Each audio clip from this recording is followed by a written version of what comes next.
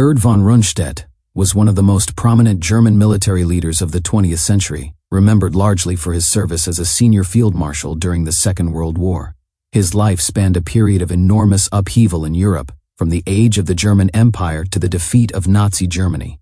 Although he is often associated with major German military campaigns, his own personality, background, and actions reveal a more complex figure than a simple battlefield commander.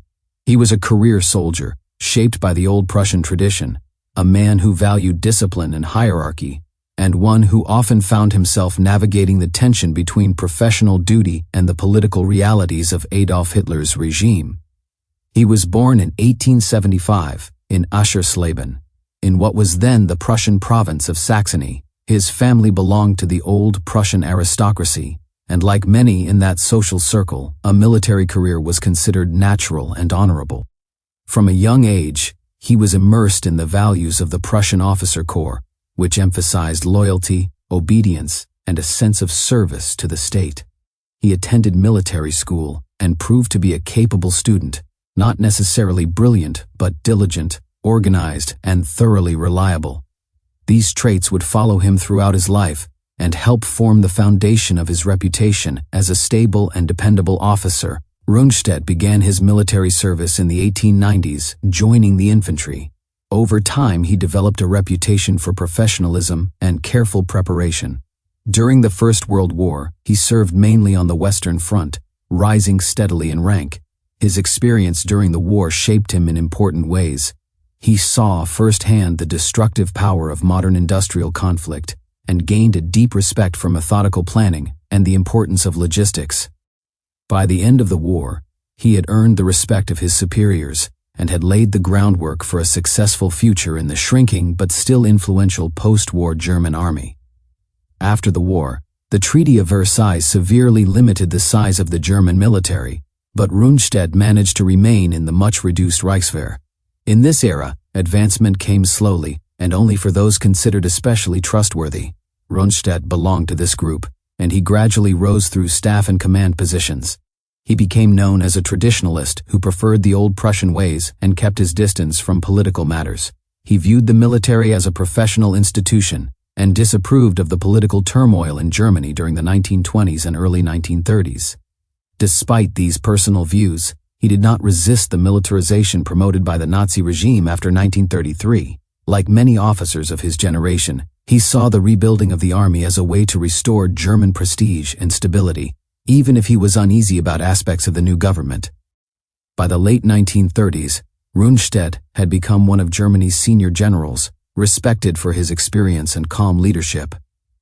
When the Second World War began in 1939, he was assigned to command Army Group South during the invasion of Poland. The campaign was swift, and although Rundstedt played an important role, he was overshadowed by newer, more dynamic commanders who favored fast-moving armored warfare. Rundstedt was more cautious, preferring traditional infantry operations supported by careful planning. Even so, his role in coordinating large troop movements and maintaining order was critical to the success of the campaign. In 1940, he commanded Army Group A during the invasion of France and the Low Countries. This campaign brought him some of his greatest military achievements. Working with generals who specialized in armored tactics, he oversaw the advance through the Ardennes, a key maneuver that led to the encirclement of Allied forces and the collapse of French resistance. Although he did not design the famous armored thrust, he supported the plan and ensured that the traditional elements of the army worked smoothly with the new mechanized units. His ability to coordinate different branches of the military contributed significantly to the stunning German victory. Rundstedt's relationship with Hitler was complex. He was not personally close to the dictator and found many aspects of Hitler's leadership style distasteful. Rundstedt valued professional debate and careful planning, while Hitler increasingly relied on intuition and rigid orders that left little room for military judgment. Even so, Rundstedt remained loyal to the regime and followed its directives. He rarely challenged Hitler directly, believing that open conflict with political leadership was not the proper role of a soldier. This attitude would later lead to difficult moments as the war turned against Germany. In 1941, he was given command of Army Group South for the invasion of the Soviet Union. At first, his armies advanced rapidly, capturing large areas of territory and defeating numerous Soviet formations. Rundstedt preferred limited objectives and believed that capturing economically important areas, such as Ukraine, should be the priority. He felt that pushing too far east would stretch supply lines and risk disaster. Hitler, however, insisted on ambitious goals and refused to allow pauses or withdrawals. As the harsh Russian winter set in and Soviet resistance stiffened, Rundstedt became increasingly frustrated. When he recommended a tactical retreat to stabilize his lines, Hitler dismissed him and removed him from command. Despite this dismissal, he was soon recalled. Germany faced growing difficulties, and Hitler needed experienced senior officers. Rundstedt returned to service and was assigned to command in Western Europe. His primary task was to oversee defenses along the Atlantic coast, anticipating an Allied invasion. Although he worked to strengthen fortifications and improve training, he knew that Germany lacked the resources to stop a major Allied landing. His outlook remained cautious and pragmatic. He believed that the best chance of success was to allow the Allies to land, then counterattack when they exposed themselves.